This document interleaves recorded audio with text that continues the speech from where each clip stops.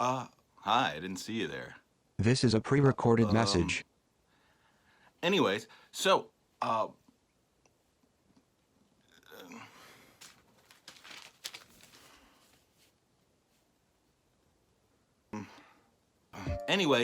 was gonna go ahead and do a game review, and one of the things I've been doing is I've been going in and reviewing movies and games. I've been going back and watching stuff I never got a chance to watch the first time around, play games I never got a chance to play the first time around, or I'm revisiting things that I remember from my youth, kind of looking at things. I'm critiquing nostalgia. I'm what you might call a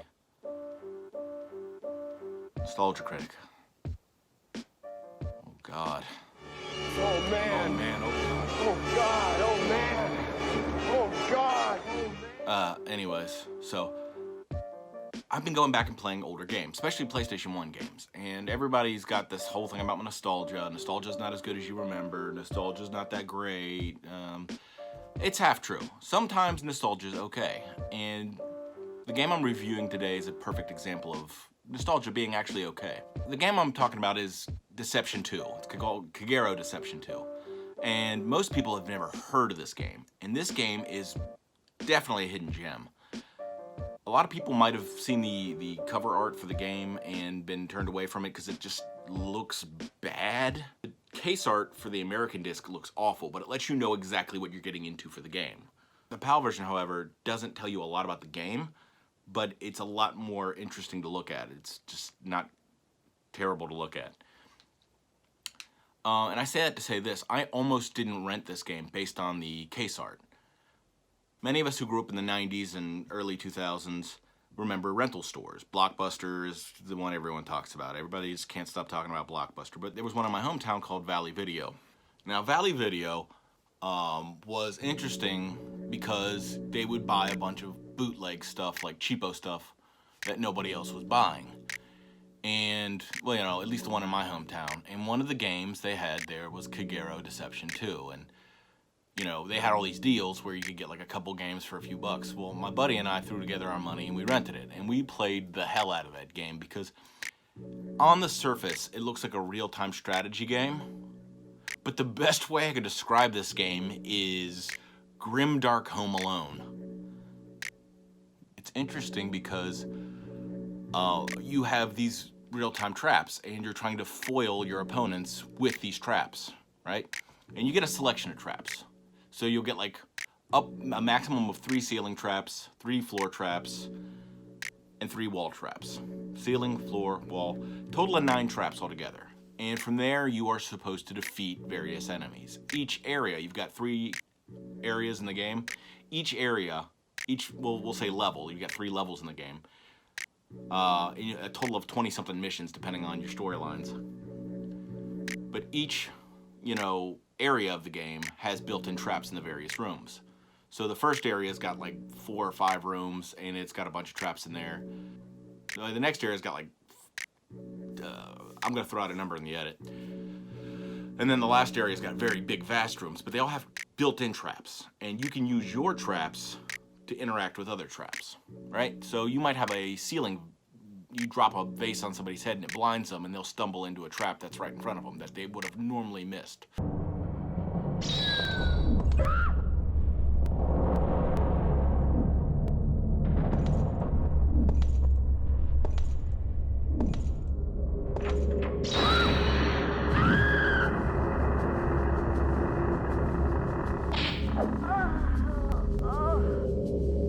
Or you can pancake them into a wall that's a spike trap.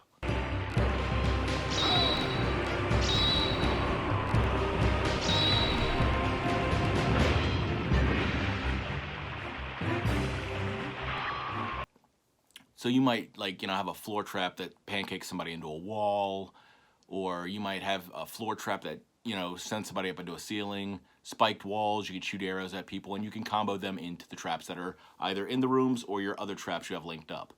Every trap has a cooldown, and oftentimes the more powerful traps have a longer cooldown. So you have to either really be tactful about setting up like really big traps that have a long cooldown. You have to be very tactful, or you have to use some of your smaller traps to link them into larger combos. And it's a lot of fun.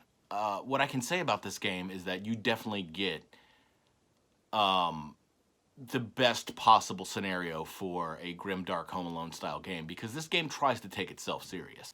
Now, fans of the Deception series oftentimes talk about Kagero being the best for story. And I'm just going to let you know right now, this story sucks. This is really kind of a flat, unoriginal story, and that's okay.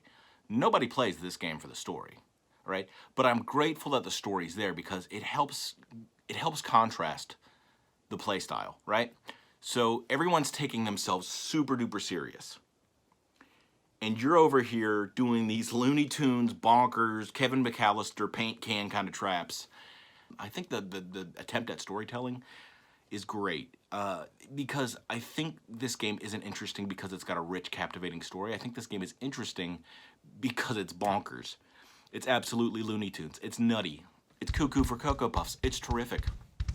I mean, for example, let's see this. Hit him with a doo-wop, doo-wop, doo-wop, doo-wop.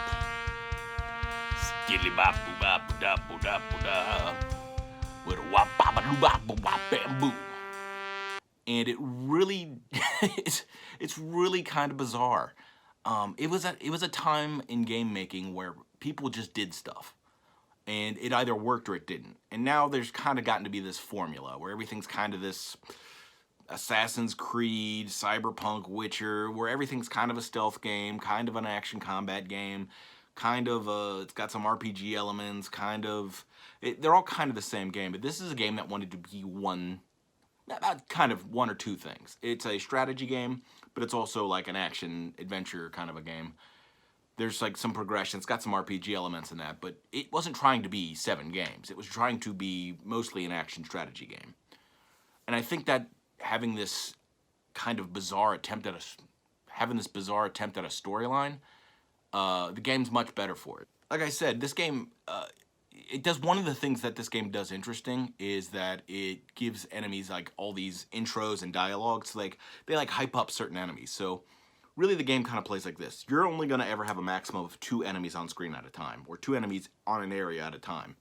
And you're going to run around to the various rooms. Each of the enemies got an objective. The objective is either to kill you, to get away, or to steal something. And sometimes stealing something results in an immediate game over due to traps or bombs set up on the side they're trying to get. And enemies will act accordingly to their goal. So if an enemy wants to get this object, right, it's very difficult to kite or bait them into your traps because they don't care about you. They just don't want you to get the upper hand on them or kill them. So they're going to interact with you in a fashion that either dispenses with you or lets them get back to where they're trying to go. And so you have to oftentimes route those people and set up some quick traps and try and get them to stop going toward their goal, because they will go straight line toward their goal. And that keeps the game interesting. It's frustrating, but it keeps it interesting. The game is at its best, though, when the enemies are there to kill you.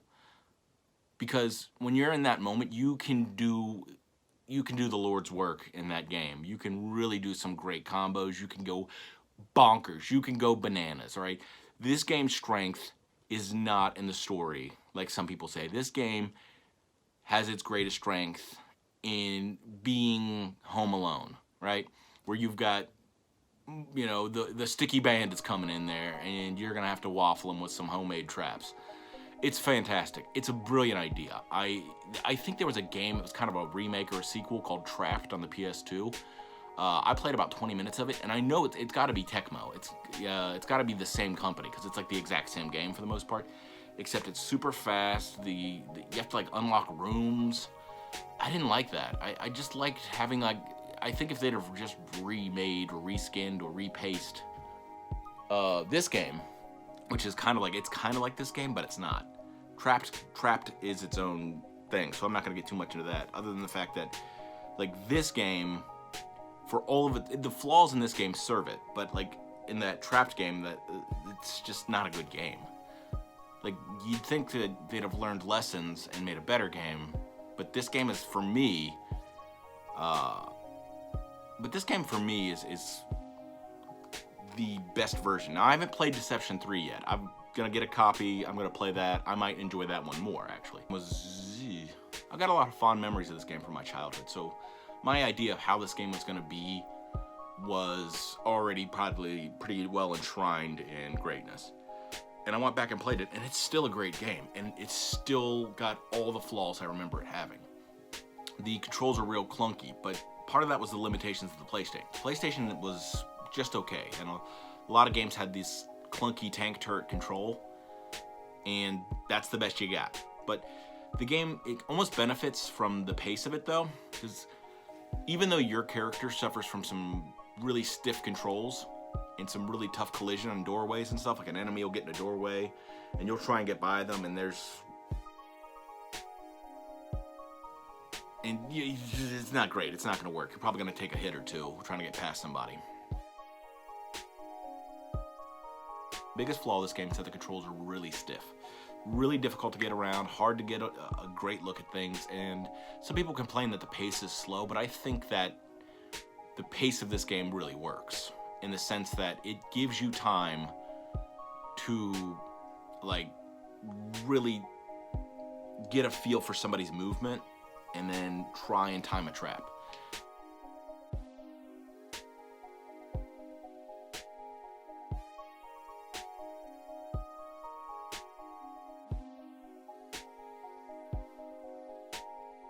The game's probably a third of speed of what real time might look like, and that, I think, is a benefit of the game because it is a strategy game, so it gives you time to make some decisions.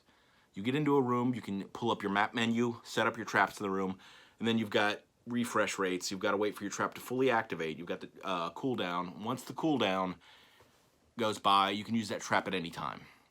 If you have to move a trap, however, the refresh starts. So you've got to be very thoughtful about how, you know, and again, certain enemies have different protocols. You can actually look inside their enemy profiles. You can see if somebody's an aggressive type. You can see if somebody's like an assassin type, a magic type. And they all kind of have a similar program to all their archetypes. You'll actually see reskins in the game, and then you'll know what traps work on them and what traps don't. Because some enemies have immunities, some enemies float, some enemies just teleport in the game. I think the cheapest enemy in the game is the assassin. The assassin just teleports into a room, and it teleports right next to you, like 2 squares away from you, runs faster than you. If you're fighting at an assassin level, you don't bother getting a perfect. It's not going to be worth it. You'll try that level 10 times trying to get a perfect, no damage.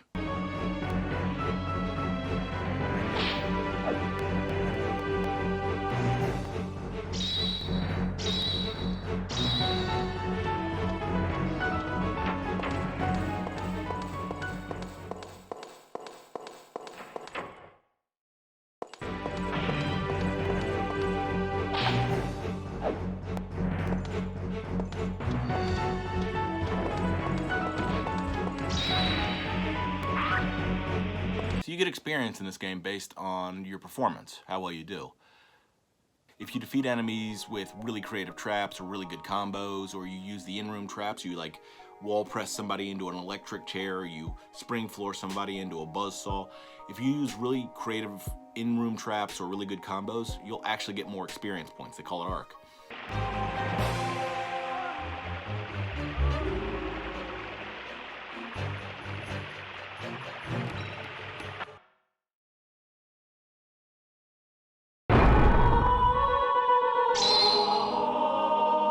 More experience points mean you can unlock better traps, unlock more traps, unlock different traps. But again, you're only restricted to 3 of each type, a total of 9 traps. So you can have the most damaging traps possible, but you're going to lose out on a lot of status effect or a lot of other traps that have better cooldowns. And so you kind of have to pick your traps based on what you want to do. I go the status effect route. I really like status effect traps because when I first played through, I just wanted raw damage. And I got really good at timing my attacks and going, all right, I got you. But some enemies can just immediately dismiss the best traps. So they're immune to electricity, or they can catch falling objects, or they're immune to press walls and smash walls. And you're like, well, I picked my strongest, best traps, and most of my enemies are just absolutely immune to these. If you get them with a status effect, however, you can remove a lot of their immunities. So, for example, you hit somebody with the oil jar. The oil jar is probably my favorite item. I use that all the time because even if you miss them for one square, anyone who steps in there gets the oily condition.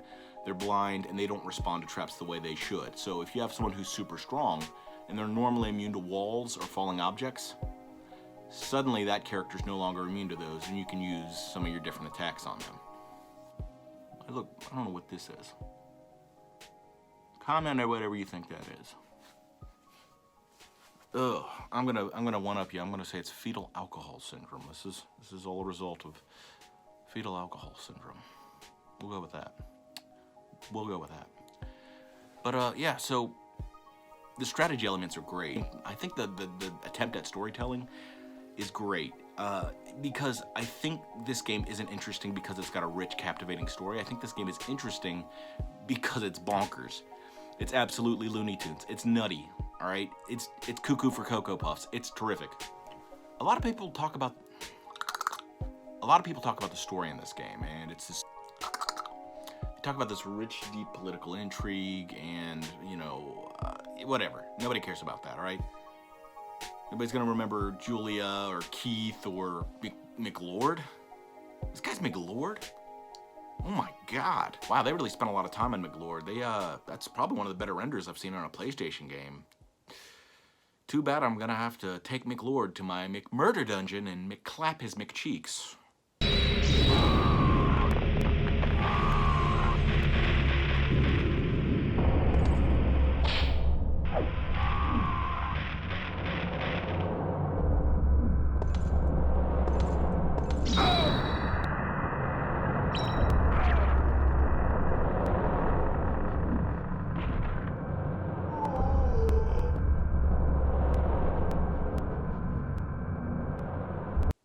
McLord. McLord is his name. It's McLord. Again, this game came out in an era where people just tried stuff, and if it worked, it worked, but if it didn't, just move on to the next game. I think what makes this game in particular interesting is that I think the attempt at a viable storyline or having some political intrigue or something, I think that is really what this game needed. You have this absolutely bonkers game idea. And then you play it straight-laced. I think that actually works. But when Trapped came out, they kind of, the sequel game, they kind of leaned into the goofiness and the zaniness. And I actually don't think that worked. I actually don't think that worked at all. I think it just made the game weird. And not, like, cool weird. It made it, like, okay, well, if you're not going to try, I'm not going to try weird. It just felt like it didn't try. This game felt like it genuinely tried. Like a good B movie, this game really tried to deliver something special. And it did. It just didn't deliver what it intended to deliver. It didn't deliver a rich game of political intrigue. It delivered a setting where you have one Looney Tunes character and the rest of them are like grim, dark kind of characters. But anyways, my game review for this is that this game does deliver on satisfaction despite all of its flaws. And in fact, to some degree, this game delivers because of its flaws, because of the stiff control and the limitations of this game. When you do hit a skill shot, or when you do link a chain combo, or when you do crush somebody with one link of traps, just one after the other, when you absolutely crush somebody who's way more powerful than you, you feel amazing in this game. You feel unstoppable. You feel great. And of course, all you can say about that really is, do you guys give up or are you thirsty for more? So yeah, that's my review for Kagero Deception 2. It's a fantastic game. It's a barrel of laughs. It's fun. It's interesting to play by yourself just for the strategic sense. It's a really great game to hang out with your buddies and have a few beers and have a few laughs. It's just terrific. It's a great time. It is every bit as good as I remember it, and I remember it being pretty flawed. And yeah, this game's pretty terrific. See if you can go ahead and play this game any way you can. It's great. Peace.